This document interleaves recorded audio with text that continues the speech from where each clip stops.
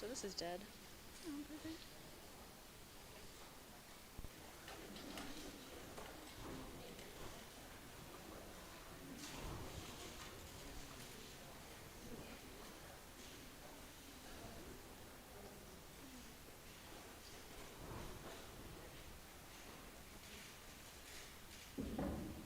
Beautiful.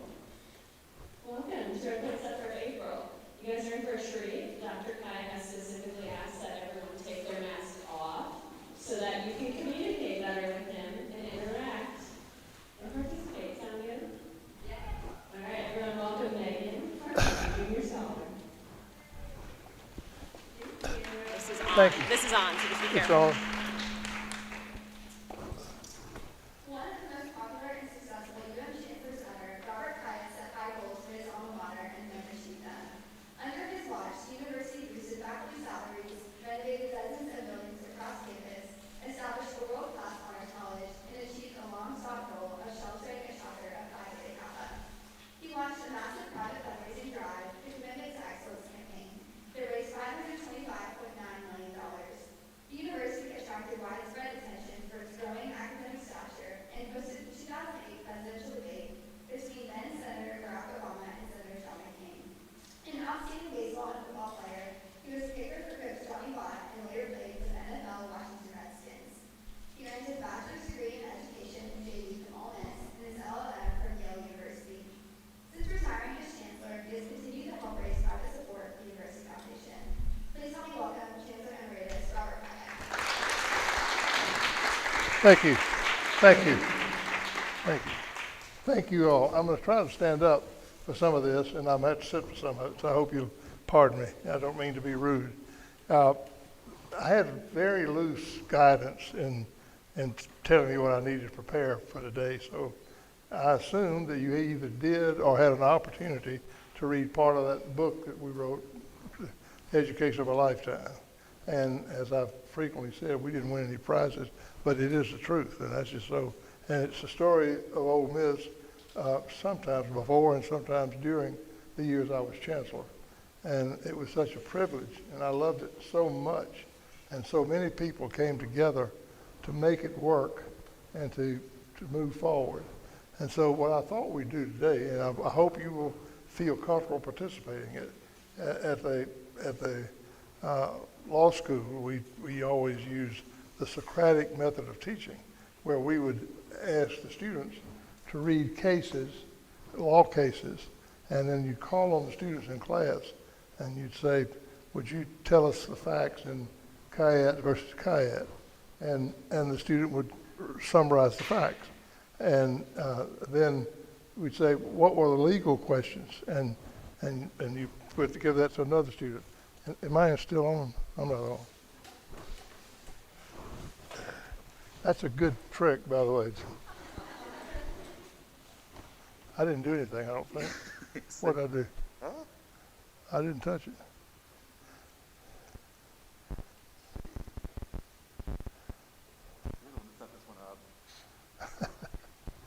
Can I tell you, I have to tell you, when I was chancellor, we had a rule that the people from communications would set up the speakers stands and the microphones and make sure they worked.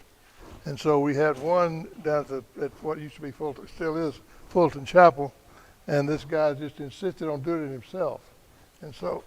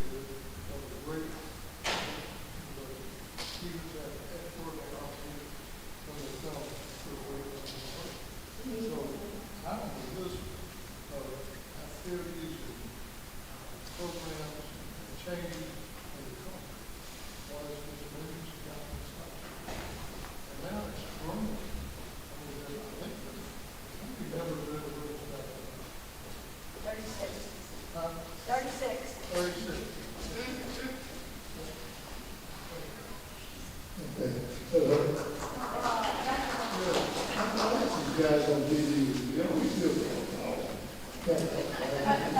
oh, we're supposed to say, yeah. What are you saying? Yeah, it's saying. So anyway, Ellen and Gloria talked to me about the account. Of course, I said, let's do it. And Gloria, you do responsibility, and Ellen is your responsibility. You do it right, you get credit. If you don't do it right, you get still out of this. But I think that they did. They should have. They understand people, they remember through the story, so they do that. Great program.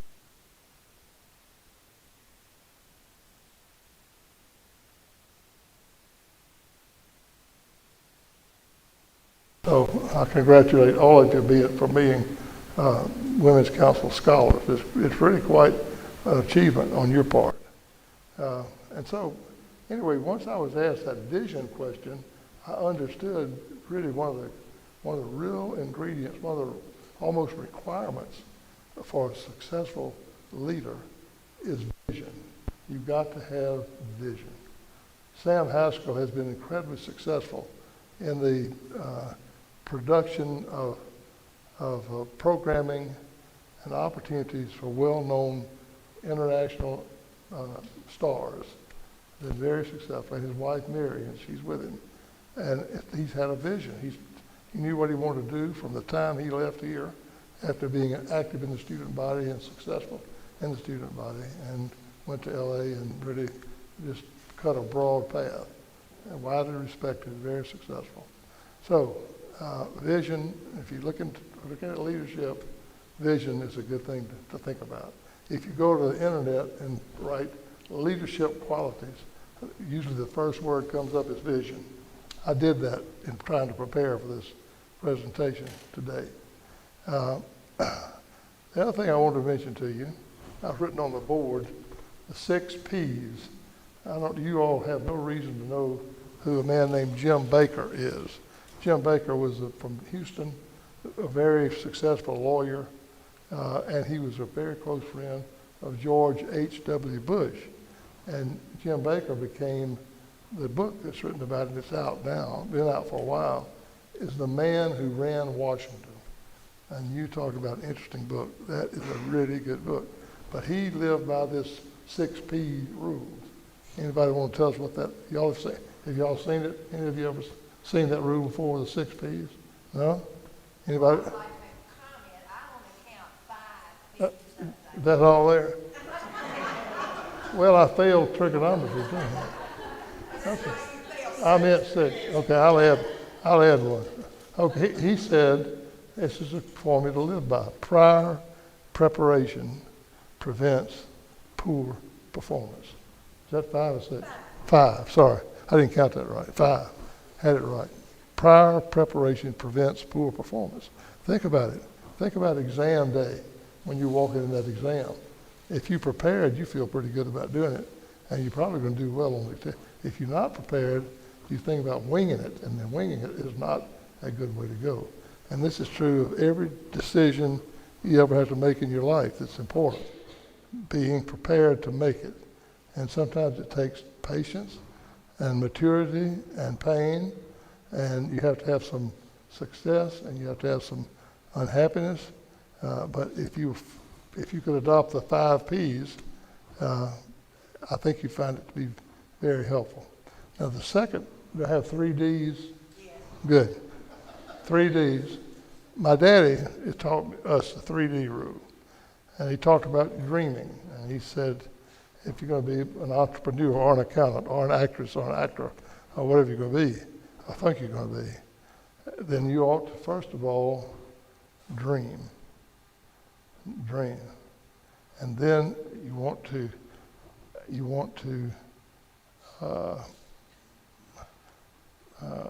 I wrote myself a note here. You want to develop that dream. You dream, then you develop the dream, and then you do it, whatever it is you decided. And so as you're planning your lives and your careers, and this will probably change several times over the years, if you dream about it, and then you do something with it, you develop it, and then you implement it, you do it. And so everywhere you look at successful people, if you dig into the background, you'll find that they did some serious thinking about what they wanted to do. And they developed those dreams, and they came out on the finish line. So if you can commit to your memory, the 3 Ds and the 5 Ps, I think you'll find those helpful as you make decisions as you move along. Okay, so if you were being interviewed for the job as chancellor, and the question came to you, what is your vision for the University of Mississippi? That's something we all have in common. We're all citizens of this university. So what would be your first thought about vision? How would you respond to that question? Anybody want to volunteer? You can't be Women's Council scholars and not be ready to talk now. Y'all all going to talk at once, okay? Y'all hear it? You hear it? Yeah, okay.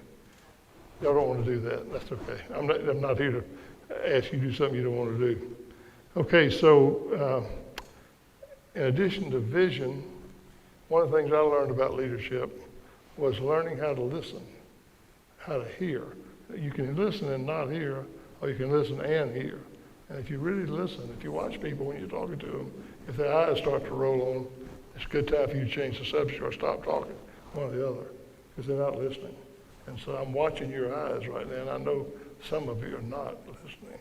Some of you are yawning, and I understand that. Well, you are. I mean, I can see too. Anyway, so I think listening and hearing is a good thing to do. Third thing I did as a quote leader is when we type letters or had them prepared on these wonderful machines that can just generate miles of letters. They come out as good letters, but they're clearly sort of a form letter. And so I started, as soon as I became chancellor, when I wrote a letter, I wrote a handwritten note on the bottom of the letter. Every morning at 5:30, I would get up, have a little cup of coffee, and I'd sit at my desk at the chancellor's house and sign letters. And I'd write Sam and Mary Haskell or Jim and Mary Sharp Rayner, and I'd say, Thank you for your kind letter. Hope you all are well, Robert. 2 sentences. I mean, you could knock one out in about 10 seconds. And so I could sign 100 or 200 or 300 letters personally every morning. And so many people said, oh, you took the time to write me a personal letter. I said, well, I did, yeah. And so it worked. I recommend it. It's something you can think about doing. Probably if not first of all, you got to have a vision. And then you have to develop a plan.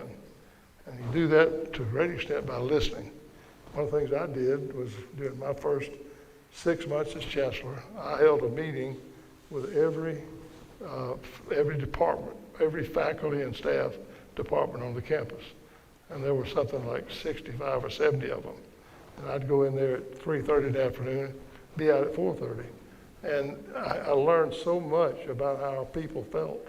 There was a lot of despondency, a lot of sort of, not depressed, but negative thinking. We can't do this and we can't do that. And so I knew one of the things we had to do was to develop a positive attitude. And to do that, we had to have some success. And so I got to thinking with the team that I had begun to assemble, how we could develop a kind of a set of goals, a set of clearly identifiable, and I'm going to say something, this is measurable goals. They don't need to be vague. You need to say, we're going to have a scholarship program for bright students. You have one right here in this room. A lot of bright students, real good program. We're going to have an honors college. We have one. And the old Chi Omega house, for crying out loud. It's a wonderful honors college. And it's just totally changed the school. We wanted to beautify the campus. Y'all look out that window before you leave. That was a parking lot when we started. And the library, the main library, was under renovation. So there was not a fence around it, just weeds in the yard, trash, cans, paper, junk. So we asked that they put a fence around it. Now, if you look around Oxford, almost every construction job has a fence around it. And you can't see what goes on behind the fence. But it's not going to be pretty because they're going to be sawing and nailing and hammering and so forth. And so we did that. We turned that into a beautiful garden for our students. And that fountain is lovely. And it's a great place. It joins the chapel. We didn't have a chapel. We said, well, we need a chapel. So we talked to 2 families about taking the lead in it. And then our vice chancellor and president of the foundation was Don Frugier. And Don just went to work on that chapel. And he was responsible for seeing that the 24 windows were sold at a certain price. The pews were sold at a certain price.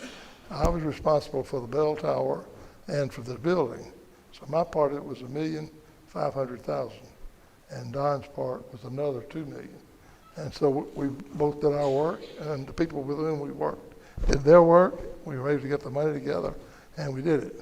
So when we built the chapel on State University campus, there was some concern expressed by the American Civil Liberties Union about a state organization supporting religion.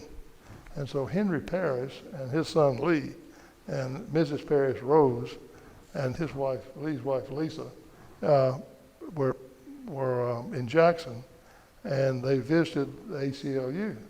And the head person who was in charge of that organization, they challenge attempts by government to regulate religion or promote religion. So it wasn't uncommon for them to object to something like a chapel on a university campus. So they go to meet with them, and the guy gets to talking to Henry, the daddy, and Henry, he says, well, now let me ask you about this chapel. He said, y'all got this with the Paris window, which is became their family crest, but they had never had a family crest before. So in the conversation, the guy says to Henry, he says, well, Mr. Parris, how long have you had this family crest? And Henry said, for 30 seconds. He said, we didn't need one until you said we needed one, so we've got one, that's it. So he said, well, y'all can build a chapel. Is that amazing? And then Bill Yates Construction Company, one of the great construction companies in the world. They build buildings all over the world, Philadelphia, Mississippi. So Bill did the construction for us. And so late in the project, he said to me, Robert, how much do you need to finish this? I said, $500,000. I looked around, it's $500,000 from the Yates Construction Company. I mean, that's kind of amazing. All it does is it goes back to tell you that if you have a worthy goal and you identify it and you talk to people about it in a positive way, and you can measure your success in achieving that goal, then you've got a project that will make your university better and stronger and enriched in just so many different ways. And so that's kind of what we did. And when I ask people to work with me as vice chancellors or as directors or as deans or as chair of student committees by students, I wanted people who would lead. I didn't want yes people. I wanted people who would absolutely step up and lead. And then what I wanted to be sure I did was to attract people to work in our university effort who were better at what we asked them to do than I would have been if I tried to do it. And we didn't have the same jobs. I had a vision job, a development job, a friendship job, a nurturing job, a listening job, and it's very diverse. But the people who were vice chancellors or deans or directors needed to be people who could set goals, accomplish those goals, celebrate the goals, and we as a university needed to celebrate them for what they were doing. You know, the person who's in that chancellor's chair over there is going to get lots of exposure, sometimes positive, sometimes not positive. But what he or she doesn't need is much more exposure.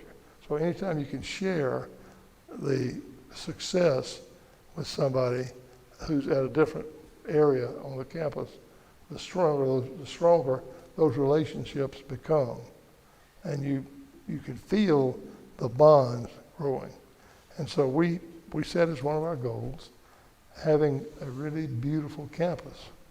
And we had some alumni, Larry and Susan Martindale, who lived in Atlanta, and he was the president of the hotel, Ritz-Carlton Hotels. And I asked them to visit the campus and talk to us about how to make our campus beautiful. And I'll tell you, it was a mess. I mean, this was a parking lot, but there was trash everywhere, no trash cans.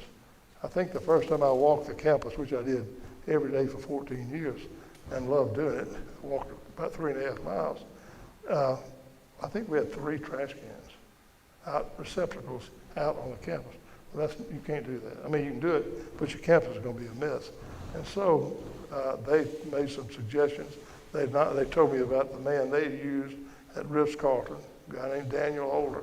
We got Daniel to come over here. He stayed with us 3 weeks. He helped us define our plan, and then we went about the business of raising the money, some of which came from the Martindales, to pay for the enhancement of the campus. We put out trash cans. We cleaned up the campus. Gloria Kellum started a litter-free campus effort, and she and teams of students and faculty and staff would divide the campus up into zones, and each one of those teams had a zone. And every morning, they're out there picking that paper up. And so in about 3 months, this campus was spotless. At the same time, we asked, I called Auburn. Auburn has a really first-class landscape program. And I called this man named William Holder. And Dr. Holder, I said, do you have any graduates who could really make a campus sing? And he said, I really do. I have 2. And he gave me their names. And I called one, and he didn't answer. I called the other one, it was Jeff McManus. And I asked Jeff to come over here. And he came, and he sat in my office. He toured the campus, sat in my office. He was 30 years old, had 4 little boys, a cute little wife. I mean, they were just great people. And he and I connected. And I said, we'd like you to come. He said, well, I'd like to come, but I got to have two things. I'm thinking, oh, here we go. This is going to be serious money. He said, I need a pickup truck. I said, we'll get you a pickup truck. I guarantee you we'll get you a pickup truck. I didn't tell him a new truck. We get him a truck, but we did. Got him a new one. Anyway, and he said, I want to report to you. I don't want to report to anybody else. I said, done, because I want to report to you. And so most every morning, Jeff and I toured the campus and talked about things.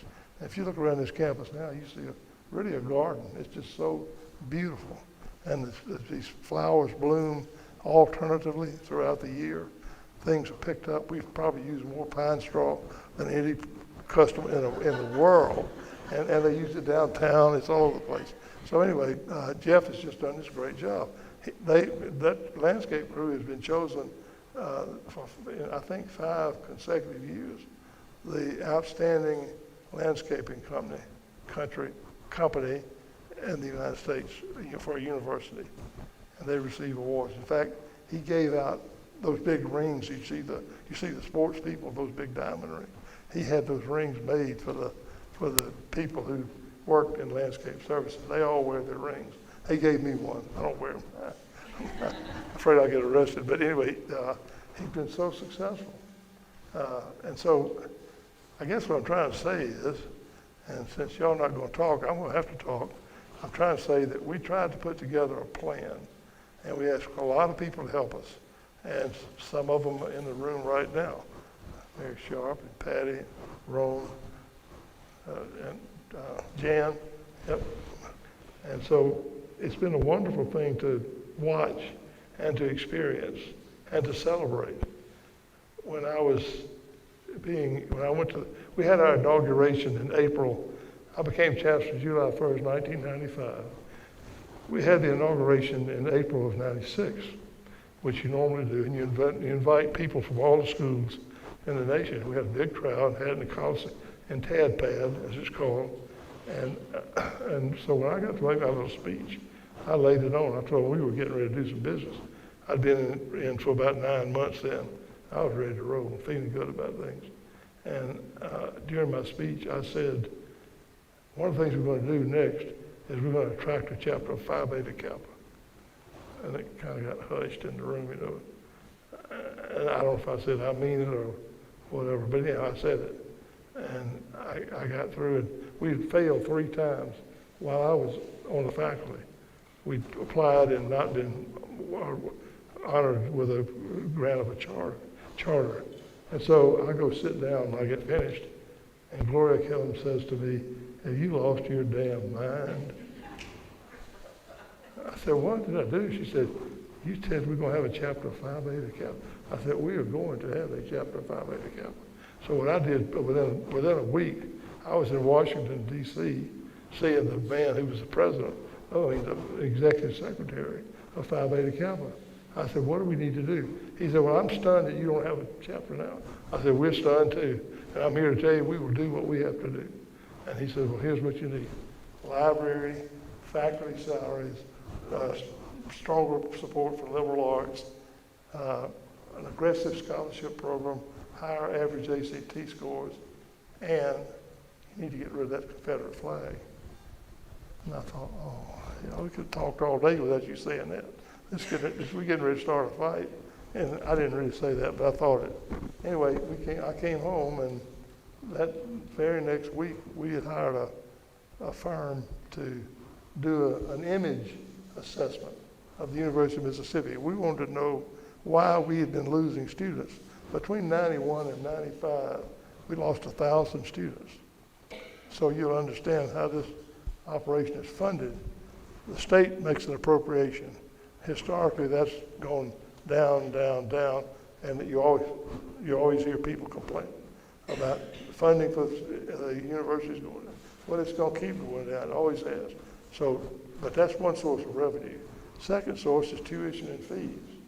And so that's if you keep your enrollment up, you're going to generate some tuition and some fees. And the third area is what we call auxiliaries, which are the cafeteria and the bookstore and different sources of revenue that the university is able to generate. And the fourth area is serious research. where faculty members are they're awarded grants to pursue their areas of interest. And there's something called an overhead factor that goes in that formula, so that if it's $100,000, there'll be $10,000 in there for basic infrastructure. And infrastructure, before President Biden, that meant roads and bridges and highways and so forth, but it means more than that now, which is fine. And then finally, private support. And so if we were going to attract a Chapter 580 Kappa, we had to enhance our revenue, and we needed to enhance our enrollment. So starting in 1995, we went on an aggressive program to attract students. And I mean, some of us went nearly everywhere. We walked in classrooms, in high schools, and junior colleges, and we aggressively recruited. And our alumni helped us do it. They were incredible in what they did. Scholarship programs began to develop. Efforts were made in direct contact with good students. We set the bar pretty high. We wanted people who would qualify for the scholarships that you qualify for. That means you've done really well in school and on your ACT or SAT. And so we worked on that, and we turned the enrollment around. And over the next 15 years, we'd been up to about 12,000. Between 91 and 95, we went back down to a little over 10,000. So we had to come back up, and we came back up. And I think the last year I was chancellor, we had like 16,000 students. And we increased the number of non-residents. Any of you all non-residents? Anybody not from Mississippi? Oh, Jenna. 2, 3, you don't know? You know. Okay, 4. All right, well, your tuition is higher than the residents, right? Yeah. And so what really that means is the tuition that a non-resident pays includes a number that covers the cost of one student to go to Ole Miss. And so when you pay non-resident tuition, you're paying for yourself and you're paying for somebody else too. You never know who that is, but that's how it blends into the cash flow. And so that just had to be done, and we were able to get a lot of good scholarship programs and attract students to Ole Miss. Ole Miss First. Any of y'all Ole Miss First scholars? That program has a name that was designed to attract students to Ole Miss First, not second, third, or fifth, but first. So that was really important for us, and it was successful. Our plan was to go after increased enrollment, strengthening of academic programs, beautification of the campus, outreach, and private development. And in 1995, the economy of America, this is also important, that it blend together so that when you're out trying to attract additional revenue, that more people who care about your organization have additional revenue, and they're interested in helping you. If they believe, I don't mean you, me, I mean you being the university, if they believe that the university is on track to do something important and positive, they feel good about participating. And they host meetings and they give money and they provide all kinds of support. So those years between 95 and 2005, I'd say, we really were able to do a lot to a great extent because the economy of the United States was on an uptick. And in 2008, it starts to tick back down. That's the way that works. Am I right about that? Was it the right years? Okay, I saw the H&W, that's husband and wife. In law school, H&W are husband and wife.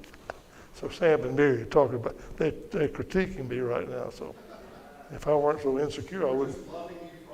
I know you love everybody. That boy, he loves everybody. She does too. Anyway, let me see. I want to say one other thing, and I'm going to stop. I've been going almost an hour. Is that right? Yeah. Well, anyway, go. Yeah. All right. Let's see. I want to give you. I want to tell you one of the negative things that you have to deal with when you're Y'all, I don't know where y'all were in 1997, but 1997 was the year of the Confederate flag. Ole Miss had long waved the Confederate flag. As far as we knew, I played football under the Confederate flag. It never occurred to us it had anything to do with race. Well, it did, and a lot of people didn't like it.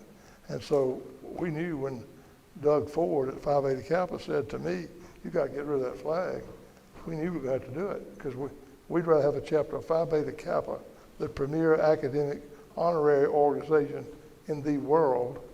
We'd rather have that than to be able to wave a flag. That's just the truth. I mean, we were trying to promote the interests of our students. A lot of people disagreed with us. A lot of people said bad things to me and wrote me nasty letters, mean letters, got threatened and all that kind of stuff. But anyway, one of the interesting little anecdotes that came out of that is we had a lawyer over in Starkville, and he wrote me a letter, I mean a really mean letter, called me a wimp, so forth, and he enclosed the letter in a box of ladies' pink satin underwear. And he said, you wimp, this will probably fit you. I wrote him back, I said, dear John, thank you so much for your kind letter and for your generous gift. I look forward to utilizing this clothing that you sent to me. I hope you'll come to see us. Your friend, Robert. I sent him a handwritten note. I don't hear from him, he didn't write me back. So I put that box in the corner of my office, and I just let it sit there for 9 months. And we were in the newspaper, and people were burning me in effigy and all this kind of stuff. Anyway, the students stuck together, and we got through it. And at the end of 9 months, it was over. And the flag was no longer our flag, and that was good. I mean, anyway, that's a whole other subject. But I wrote John a letter. I said, dear John, I've been trying to wear this underwear since you sent it to me, and it does not fit me. Maybe it will fit you. Why don't you try it? Thank you for your kindness. Your friend, Robert. And I sent it back to him. So that kind of was a good way to deal with that, I thought. So anyway, that was kind of fun. So let's tell you, you're part of a great organization. This university has a rich, rich history. A lot of people have invested their lives in this place, and you are, and you will. One of the emails I get regularly is from a man named John Joseph, who came to school here from Alabama, and was a star student and a great leader, and shy as he could be. He's happily married, lives in Alabama, and is a city manager or county manager for a nice city. And he's now being courted for a position as president of a small college. And so he's been in touch with me lately. And I'm thinking, how lucky you are, John, to be that sharp and be attractive, and also to have had the experience you had at Ole Miss, because you saw faculty and alumni and students and staff come together to do something really special. And it has continued. Not every year's been a great year.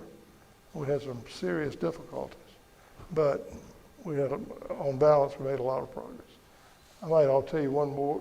Got time for one more story? Okay, so one of the sources of revenue, you hope, will be the bookstore. And we have a bookstore, as you all know. Okay, so when I became chancellor, I needed to understand the budget. I'm a lawyer and a history major, and I didn't understand the budget. I just have to tell you, I did not. So I actually hired a man who had been a very successful certified public accountant in Memphis named Rex DeLoach. And he had a reputation for being a turnaround agent. He could come into a company and evaluate the finances and then tell you what you need to do to get straightened out. So he came with us, and I put him in a position called acting vice chancellor for financial affairs. And he turned this little baby upside down. And he evaluated everything that we were doing, that resulted in spending money and receiving money. So he went to the bookstore, and our bookstore was over in that Gertrude Ford, I guess it's Gertrude Ford now, Student Union building. And we were losing $100,000 a year in our bookstore on our campus, selling our books to our students, and we were losing $100,000 a year. Something wasn't right. I mean, that just wasn't right.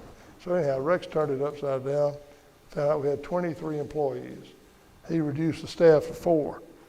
Didn't need more than 4. The records were all online. You could handle that thing with 4 people very well. So he did. Then we advertised for bids, and Barnes & Noble earned the bid.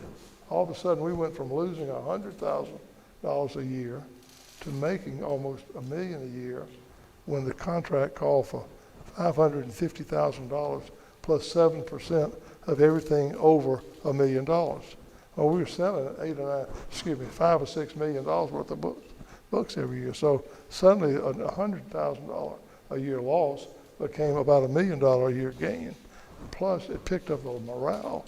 There was a coffee shop in there, Starbucks, and students were loving going in there, drinking coffee and reading whatever they were reading. And it just was a great turnaround. Helped pick up the morale on the campus.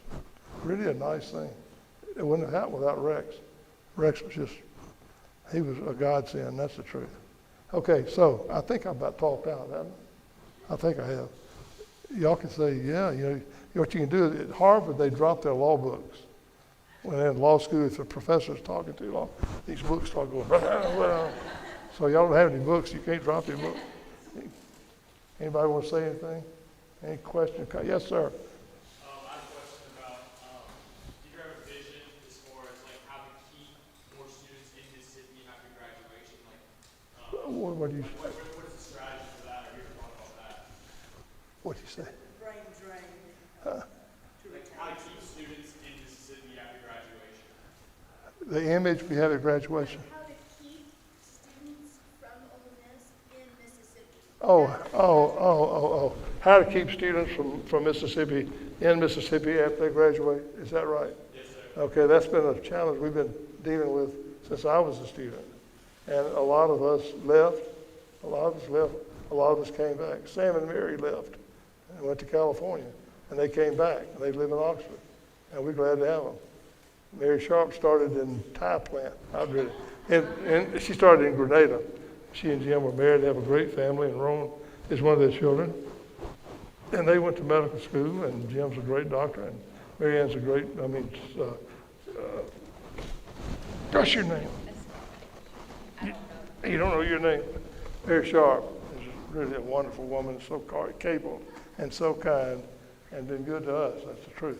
So anyway, they didn't go away. They came, I guess you went to Memphis for a while, right? California for a while, came back. And they made us this made it a better town for all of us. And their children have as well. So I think the answer is to provide opportunities that are competitive. So that if you decide to go to Hattiesburg or Natchez or South Haven or Tupelo or Oxford, you know that the quality of life for you and your family is going to be comparable to what it could be elsewhere. And it's pretty apparent that this pandemic is causing people to reevaluate living in these big metropolitan areas. And primarily the issue is quality of life. And so I think our students will stay in Mississippi if they have an option, they have a good opportunity in the state to equal or surpass what they could do somewhere else. And not just in money, but in really the issues that really count, like community and schools and cultural activities and religion. There are a lot of components to every life. And so I think what we do is we try to enhance our communities, and our students are doing that around the state and really around the nation. So that would be my answer. Sam, you all moved away. Maybe Mary has an opinion about that, you think? Or do you have an opinion about that? Either one of them? That's the answer, Robert. That's the perfect answer. It's Follow your 3 Ds. Sir? Follow your 3 Ds. You're dreaming, you're developing, you're doing. And doing. When we started dreaming, we realized our dream couldn't be realized here. So we went away and developed it and did it, but we came back and shared it. And I think that there's a way that if you look at your life and you look at your journey, if you can do it and dream it and develop it here, great. If you can't, go away and do it and come back and share it. Yeah. That's good advice. That's earned advice, by the way. They did it. They took on Tinseltown and prevailed. That's a pretty big apple to bite at Hollywood. Anybody else? Yeah, yes, ma'am. What about being a former Ole Miss student and what's the title of Chancellor Emeritus? What'd you say, Margaret? What about having been an Ole Miss student influenced you most as chancellor? Well, one of the things I didn't mention about being a leader is that it's true in any business, any organization. The leader needs to love the organization. That's just a fact. It has to be an emotional attachment, investment, development. You love the place. You want it to be as fine as it can be. And you want the business to be as good as it can be. And you want it to be an asset of society. And you want to make life better. No matter what you do, no matter if you're an optometrist or a dentist or a chancellor, it doesn't matter. You want that to be the case. You make it better. That's noble. It's been around for ages. And the places you look around that are successful, you find a lot of that sort of strength or interest or value system. I always had a value chart. And I will say my value chart changed from time to time. It grew as I grew. And the more experience I had, the more items I had on my value chart. But, I had honesty and integrity and loyalty and love and passion and spiritual life. So I thought a lot about values because we do. People say, oh, man, they're making so much money in football or in the movies. It's all a matter of a value system. People are willing to pay for what they love.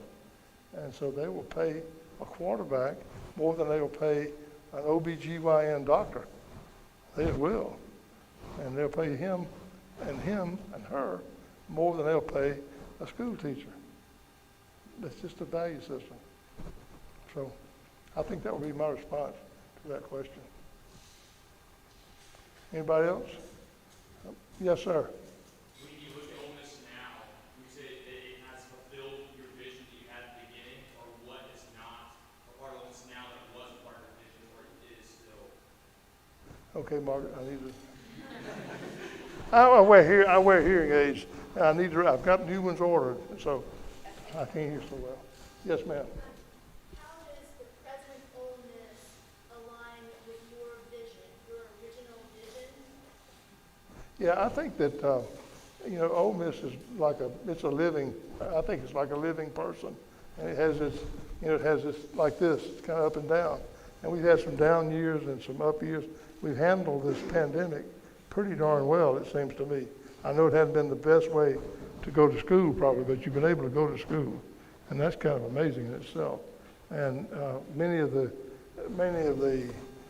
components of the university that are important to its inherent strengths, its heart and soul are still in place. And of course, the generations change and the faculty people get older and some retire and staff do, and you change chancellors and vice chancellors and football coaches and so forth. But I think that Ole Miss has prospered pretty darn well since 1848. Somebody can do the math on that. How many years are we into now? Who could do that? 1848 to 221. What's that? 1,100. How many? That's that girl. You know what? They didn't have those when I took chemistry. Calculator. 173. Huh? 173, yeah. Yeah, 173 years old. And the school has been through ups and downs, including having to be closed for the Civil War, and nearly closed when James Meredith came to school here. And now we have a monument out here to James Meredith. And the Smithsonian Network shows it as one of the premier spots in America, that James Meredith monument out there. And it was not a pleasant experience for anybody in 1962. Anybody else? Yes, sir. Dr. Khayat, you talked about in your book how you had to share power as a leader, and you knew that if someone could do something better than you could, that you would pass that power on to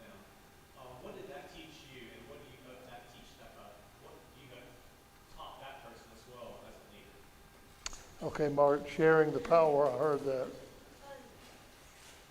What did you learn from hiring people who would do a job better than you would do that job? What did you learn, and also what do you think they learned from that experience? Thank you. That's a really good question. Well, first of all, I learned a lot. I learned a lot because my life had been in athletics and in studying history and in law and then whatever social components there were. But I was always involved in the church and in religion. I just was. My family was that way, so I'm glad that was so. But what I learned was the incredible talent that so many people have. Gifts, intellect, compassion, sensitivity, the list goes on and on. And if you let somebody expose themselves, help them expose themselves, you will learn a great deal from them and about them. And also, part of the magic, I think, is you realize, and this is a worn out phrase, it's not about you. It is really and truly not about you. I used to put right on top of my speeches, it's not about me. So I'd remember that when I make the speeches. But it's really not. Everybody has their lives and their interests, and they're listening perhaps to part of it, but they may not listen to all of it. And so it's good for you to share it with these people. My deal was, I told every one of the vice chancellors, I want you to be better at your job than I would be if I tried to do it. Then you do it, I'm going to give you credit for it. And we're going to try to see that you're well paid and that you're recognized. And it was just such an easy thing. I'd been on teams all my life. From the time I was a seventh grader on, I was a member of a team. Team people learn. If they don't learn to share, they don't do very well as members of a team, seems to me. And so I'd learned those kind of basic lessons, and I was glad to share what we were doing. And I had a weekly meeting with the vice chancellors and with the director of athletics, with the director of alumni affairs, and once we had the Ford Center, with the director of the Ford Center, because they were all sort of involved. And everybody didn't have to make a presentation, but they all knew we had an open table, and I did not try to manhandle or dominate the meeting. I would say what I had to say, but I tried to encourage participation. Now, this is going to be a little bit of a twist on that question, but occasionally when you have an organization where you have a person who's like the chancellor or the president or the chairman, that person has to deal with hiring and also terminating people on the staff. Termination is not pleasant. That's a very unpleasant thing. So I decided early on that when that happened, if it happened, I was going to meet with the person, tell them that it was not working out, and that we were going to pay them through whatever the right pay period was, but they would not be renewed, and I'd be glad to write letters for them. But I wouldn't tell them why. And they said, well, why? And I said, I'm not going to talk about why. If I try to tell you why, you're going to tell me why not. You're going to be all the reasons that you don't need to give this job up. So you may think it's cowardly, but I'm not getting into that. You've been here, we're paying you, we wish you well, but you can't continue this job. I had to do that twice. It wasn't pleasant either time, but I did it. That's part of being a leader, you know. You got to be willing to tighten the ropes every now and then. Not fun, but it happens. Anybody else? Yay. There's time for one more. What's one way that you think like currently Ole Miss should improve? What? I couldn't hear that. What is one way Ole Miss right now could improve? Could improve. You know, one of the things I've tried to do since I left the chancellor's office is to stay out of the conversation about Ole Miss, because it's almost you know, have you stopped beating your husband yet? You know, that's kind of question. I would say that I would just say to build on our strengths. Don't try to be something we're not. You know, we're not going to be Michigan State. We're going to be the University of Mississippi, and we need to be strong in the schools and colleges that we have. If we take a look at this apparatus, we have this campus, We have Tupelo. We have Grenada. We have down in Holmes County. We have something up at South Haven. We have the Medical Center in Jackson. We have the capacity provided by online learning and communications. We have every way to reach out. And one of the things about our school that is so true is people really do have really strong affection for the school. They fall in love with the place. They have great memories. The best friends I have, probably, for the most part, are people I knew in college. And that's been 60 years. Hard to believe, by the way, but nevertheless true. So I'd say what Ole Miss does is it builds on its strengths. And if you have an area that's not functioning properly, or if you're misaligned, you're trying to do something you can't do, don't do it. Stop it. Have the courage to tighten it up and move into something that you can't, where you can be productive. Is that responsive to your question? Okay, I'm sorry. Thank you. Thank you.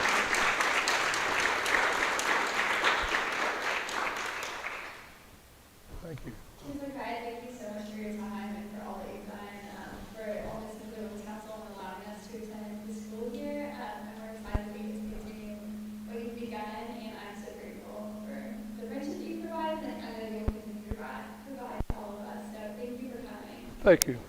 Thank you all. Glad to be with you. Woo! Look at you. That was so nice. Thank you.